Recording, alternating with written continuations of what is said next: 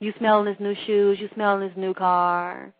You smell whatever hand cream he got on his hands and on his fingernails. But have you smelled him?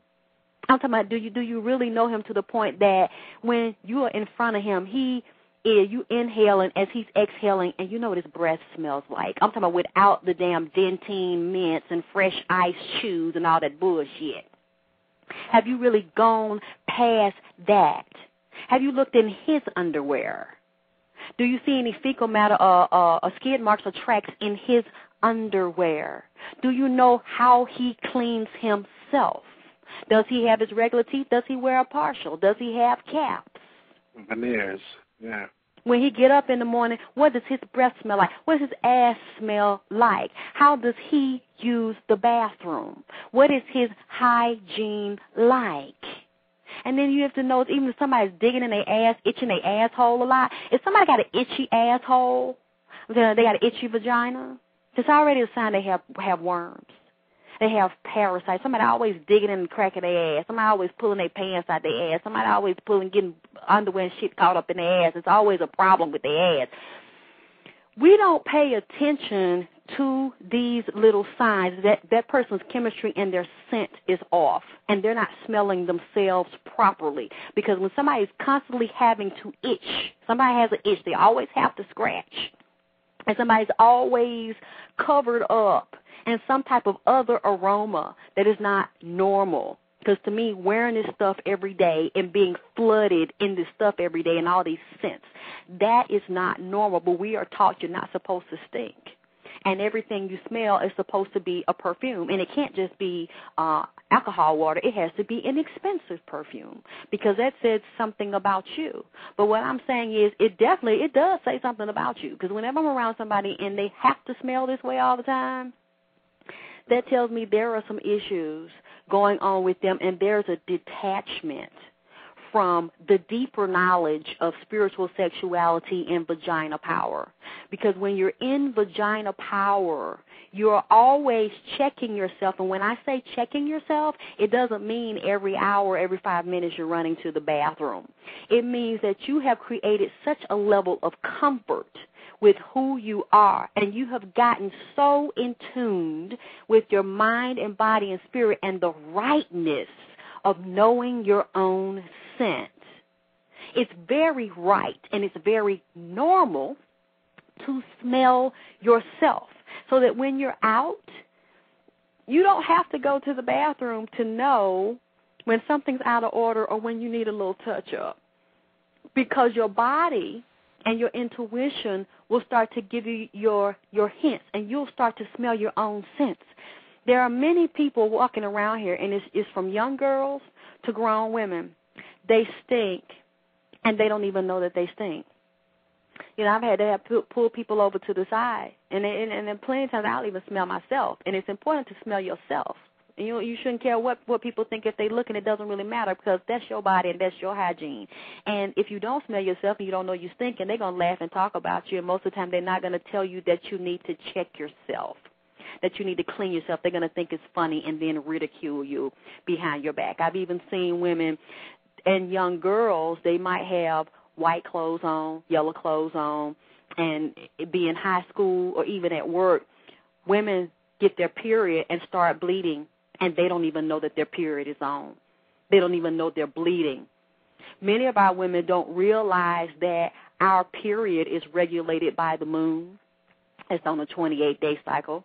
But, of course, we're on the Gregorian calendar, and European colonization has basically wiped away a lot of the original knowledge that our ancestors kept about knowing who we are and the cycles of our body. Our cycles of our body move with nature. So we have a 28-day calendar and then a 31-day calendar and then a 30-day calendar. So many of us are so out of tune with the natural vibration and harmonics of our body and how it's connected to the sun, the moon, and the stars and Mother Earth that when we get a period, a lot of us have not planned for it. We don't know the day it's coming. It's not even regulated. One day, 1 month it might come on the 5th, the other month it might come on the 9th, because we're so out of balance. So many of us are walking around here, and you actually have to I've had to tell somebody, tap them on the shoulder, and other women or even men have had to tap a woman on the shoulder and say, just don't say nothing, just walk out of the room. And they'll be standing behind them or put a coat or something behind them. They're like, wow, what are you doing? Well, why do I got to leave? What's going on? Why you got the coat on me? And they get them in a private place. Your period just came on. Blood is all over the back of your skirt. Blood is all over your white pants. And they have to be excused and leave. And it's just amazing that you didn't know because you don't know your sense. You had no idea. You didn't listen to your higher self. Your intuition tells you that you're menstruating today. You're going to have a period today, and so you didn't have your wipes, you didn't have your tampons, you didn't have your sanitary napkins, you didn't have your panty shields, you didn't have any of your hygiene products because you didn't smell yourself. And you've been detached from who you are and what you are, and you don't know how you function. So if you don't know how you function and you don't know what you smell like, you don't know that you're regulated by the moon on a 28-day calendar, and you don't know that if you're not regulated every month and it's on a 28-day calendar that your hormones are out of balance and you're not putting them back in balance to make sure your period is regulated. And that's a good thing to do. I'm actually taking a tonic, and I get it from the health food store. Many of our women think that it's normal to have a period 1 month and then not have a period another month, and then they're taking a lot of these birth control things that don't work for all of us or cause a lot of havoc in the body. I remember a lot of young girls, especially a lot of young black girls, were getting that depot shot and were getting a patch underneath their skin. It was fucking them up. They were not having a period, or some of them were having a period every now and then that was spotty.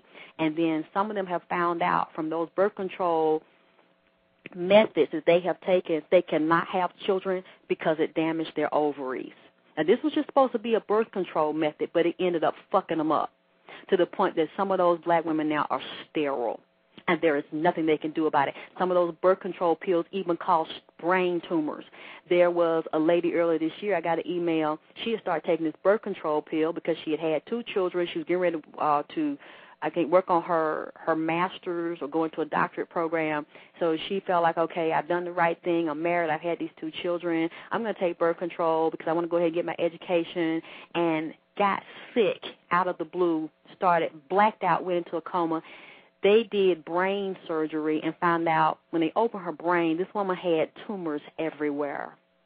And it came from the birth control that she was taking. And when you look at the side effects, it very clearly says on there one of the side effects is tumors, that you could possibly get tumors. So a lot of this stuff was not hidden.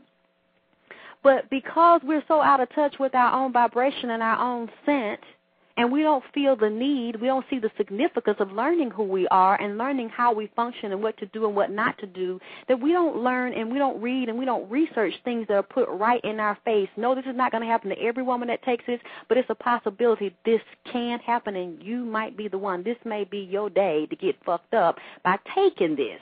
So we take these chances with our vagina and our reproductive organs. So if you want to balance yourself, you need the right progesteronic and estrogen, progesterone and estrogen balances. So I take a progestonic and an estrotonic, and those are broken down each day.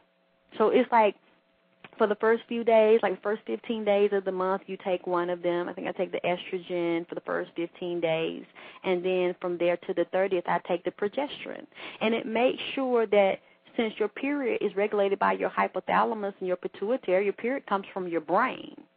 So if you have the right hormones in your brain, your period the body will regulate itself to make sure it's flowing on rhythm. And when you get your period, it's so important to start writing down the day when your period comes on, looking at the blood. Many of us don't, I don't want to look at that. Oh, that's so nasty. Oh, I hate it's gone. It's on. I can't wait till it go off. Look at your period.